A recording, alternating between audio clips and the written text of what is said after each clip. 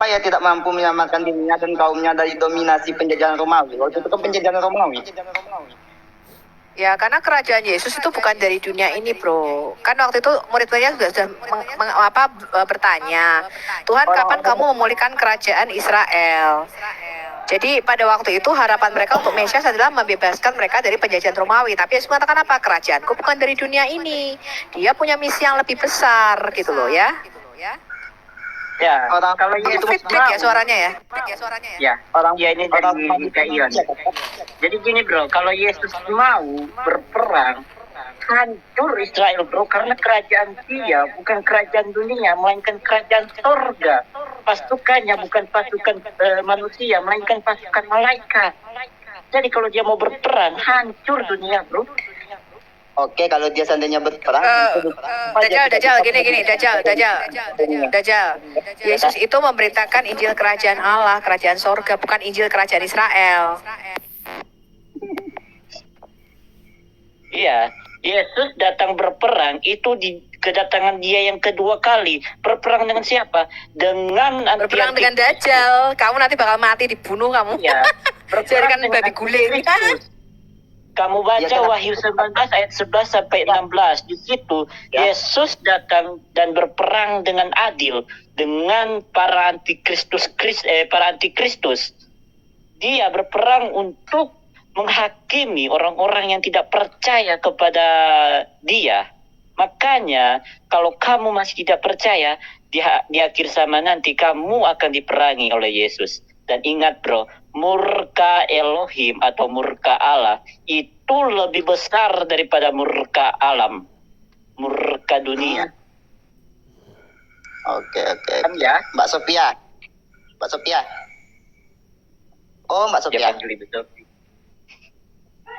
Udah aku tanya dulu, Kak, kamu tuh kira-kira tuh musyawarah mengadakan permufakatan tuh di mana tuh? Kok pertanyaan kayak sama copy paste tuh kalian tuh meeting di mana gitu loh? Pertanyaan udah kreatif. Terus enggak tahu baca Alkitab. Pokoknya pertanyaan tuh sama nanti aku tanya, itu di mana di Alkitab? Enggak tahu mereka. Jadi kalian tuh cuma nyontek tapi nggak belajar Alkitab. Kok denger-dengeran. Nanti kalau udah ditanya gini, Yohanes kemarin nanya gini, Yohanes 26. Nah, Yohanes sampai 20.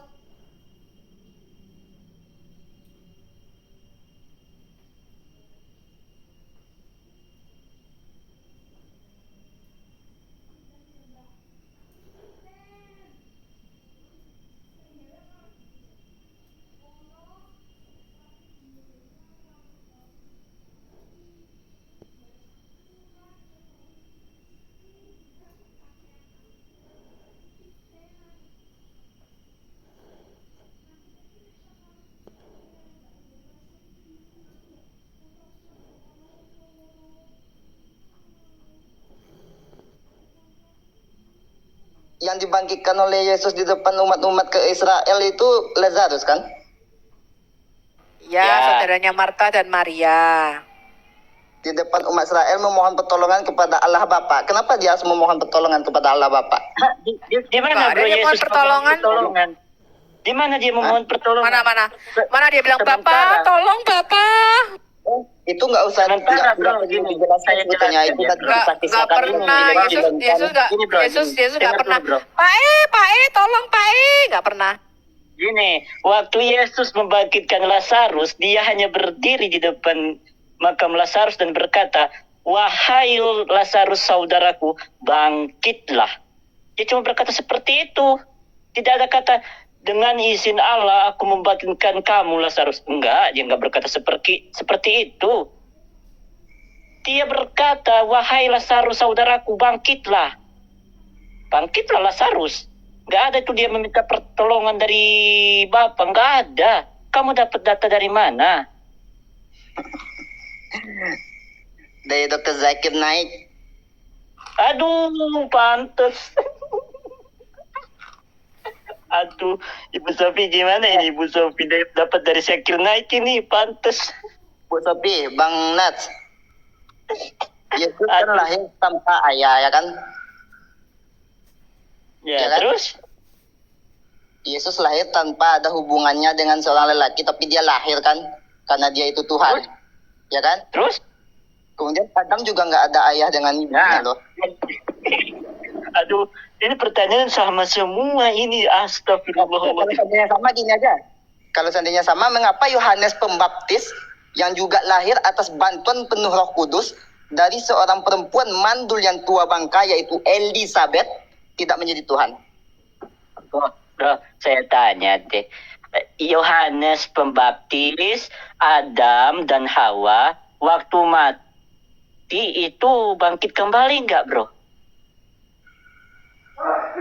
Enggak kan, bro? Tidak lah. Waktu mereka mati, mereka tidak bangkit lagi kan, bro?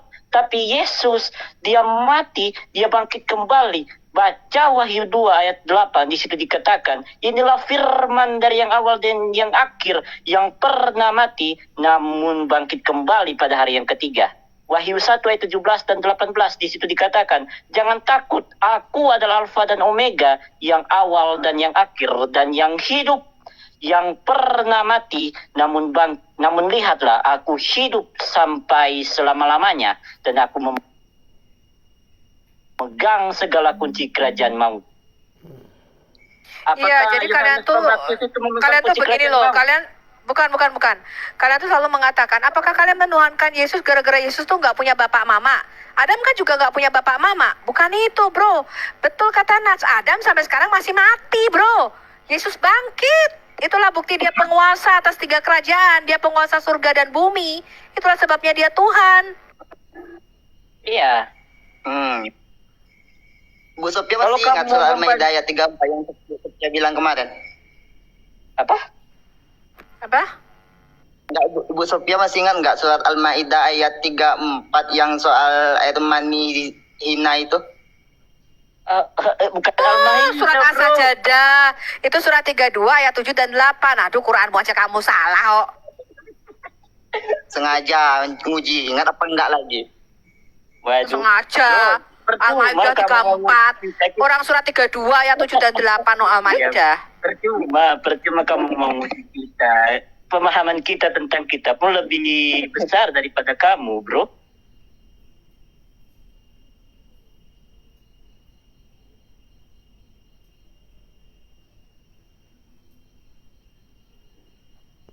Dia udah salah terus gini. Oh. Sengaja saya nguji Bu Sofi. Kayamu. Jadi pemahaman kalian lebih besar daripada saya. Ya, ya itu ada. Nah, sekarang aku tanya. Oke, aku tanya. Kamu sudah dapat jawabannya belum tuh? Surat 32 ayat 7 dan 8. Mengapa Yesus tidak lahir dari air mani hina? Karena itu kehendak Tuhan. Astagfirullahaladzim. Bukan berarti aku klaim menjadi Tuhan ya, karena itu kehendak Tuhan. Semuanya juga kehendak Tuhan, bro. Yang ditanya lain, astaga. Ya itu. Aduh, ini orang yang dari tadi Karena bikin itu kehendak ketawa. Tuhan. Kalau Tuhan mengehendak. Sama seperti Yohanes sang pembaptis, juga bukan dari air mani hina, dari Elizabeth, orang tua yang perawan tua Elizabeth, juga bukan dari air hina. Tapi itu Bukan, kehendak kita Tuhan. tahu. Iya, kita tahu itu kehendak Tuhan. Maksudnya alasannya kenapa loh? Kok nggak punya bapak tuh loh? Kenapa? Iya, itu alasannya karena itu Kenapa? kehendak Tuhan. Bu Ken- Sophie. Bukan, karena dia tidak lahir dari mani kan dia kan kudus dan suci sejak lahir, betul nggak? Sekarang saya Betul. tanya, Yohanes Pembaptis itu suci nggak? Sejak lahir. Bukan. Ya. Yang suci itu Namanya- di dalam Quran. Loh, aduh. Yang suci itu di dalam Quranmu tuh cuma Isa Al-Masih, bro. Bukan Yohanes Pembaptis, bro. Tapi kalau bagi kalian Yohanes Pembaptis itu suci kan? Kalau nggak suci nggak mungkin Aduh, dia yang Ngomong sopo, membaptis. semua manusia berdosa kecuali Yesus, bro. Kucluk. Bro, mau Kalau Yohanes kalau tidak Pembaptis suci lahir tidak dari- membaptis katanya. Mau Yohanes Pembaptis lahir dari Roh Kudus, tetap bro, dia manusia berdosa. Dia hanya mendahului Yesus untuk lahir ke dunia supaya dia bisa membaptis Yesus. Hah? Yesus dibaptis? Tuhan juga dibaptis? Astagfirullahaladzim. Baca di Yohanes 1, bro. Di Yohanes 1 kamu baca Tunggu. dari awal sampai akhir. Di situ dijelaskan Yesus dibaptis, baptis selam. Tapi sebenarnya bukan Yohanes yang membaptis Yesus, tapi Yesus sendiri yang membaptis dirinya sendiri. Lah, jadi kita bohong. Lah, apanya yang bohong? Bukankah di kitab dibilangnya yang Yohanes yang membaptis Yesus? Loh, di kitab itu, di Alkitab dijelaskan Yohanes sendiri merasa tidak layak untuk membaptis Yesus, bahkan membuka kasutnya saja Yohanes tidak layak, dia merasa tidak layak. Makanya itu Yesus berkata, jangan khawatir karena itu sudah menjadi kehendak Allah. Dan Yesus akhirnya dia membaptis dirinya sendiri. Dia masuk ke dalam sungai Yordan dan membaptis dirinya sendiri dengan disaksikan Yohanes. Pas, makanya baca. Oh, bukan Makanya Yohanes baca. yang membaptis. Ya, Yesus, Bukan Yohanes yang membaptis, ya, dia Pak? masuk ke dalam sungai itu sendiri. Lalu setelah dia masuk ke dalam sungai itu, dia menyelam. Dia menyelam untuk pembaptisan. Lalu habis itu turunlah Roh Kudus yang menyerupai merpati, yang mengambil wujud merpati dan hinggap di atas Yesus. Habis itu paham? Paham. Tapi abang tahu nggak? Yesus pernah melarang ke-12 muridnya itu untuk apa? Berdakwah ke selain Israel gitu. Hah? Bro, kamu nggak baca di Markus 16 ayat 15? Di situ Yesus berkata, pergilah dan beritakan Injil ke segala makhluk. Dan beritakan Injil ke segala makhluk. Paham? Dan di Matius 28 ayat 19 dan 20 di situ dikatakan, pergilah ke segala bangsa dan baptislah mereka dalam nama Bapa, Putra dan Roh Kudus. Paham? Harga siapa? Dajjal. Ya. Nathan, suara gue jelas gak nih? Ya, jelas. Jelas. Di Islam, manusia yang suci siapa sih?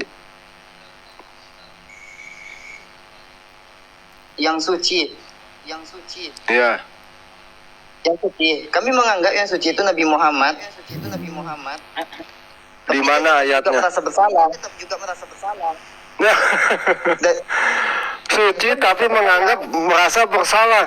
Waduh, gimana sih si Nathan nih? Si Nathan siapa? Si Dajjal. Sebetulnya dimaklumkan oleh Allah, tapi dia merasa tidak dimaklumkan gitu. Ibaratkan dia tuh merasa bersalah, akan tetapi dia sebetulnya nggak salah. Dalil manusia yang suci di mana? Tunjukkan.